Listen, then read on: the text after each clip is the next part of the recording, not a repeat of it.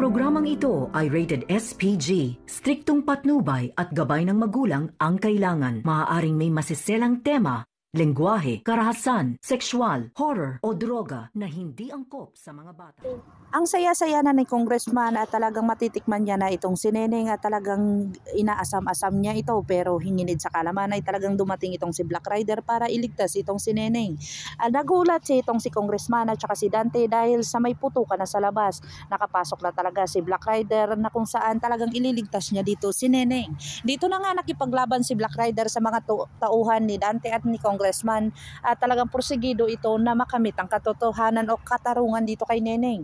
Dito na nga ay talagang nakapasok na itong si Black Rider na kung saan nagkaharap na sila ni Dante. Dito na nagtuos itong si Dante at saka si Black Rider kung saan bugbog sarado itong si Dante at talagang naabutan talaga ni Black Rider itong si Neneng na hawak sa leeg ni Congressman.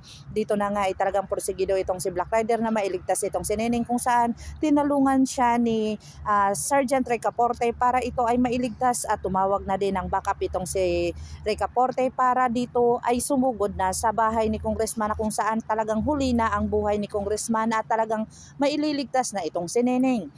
Dito na nga ay talagang napagkaalaman na nila ni Vanessa na talagang maligtas na ang kanyang kapatid dahil nakita na ang punot dulo kung asa na ito at saan nilagay. Dito na nga nila napagkaalaman na andun sa bahay ni Congressman itong si Neneng kung saan talagang ligtas na ito dahil sa tumawag na ng resback itong si Congressman, si Sergeant Recaporte. Dito na talagang tuwang-tuwa na si Neneng dahil sa kanyang mga nalalaman na makasama niya na itong kanyang kapatid dito sa bagong taon na kung saan ito ang pinagdadasal nila sa itaas dahil sa marami pang pagsubok na dinaanan nila na kung saan napagtagumpayan nila dito at talagang walang masama ang magtatagumpay.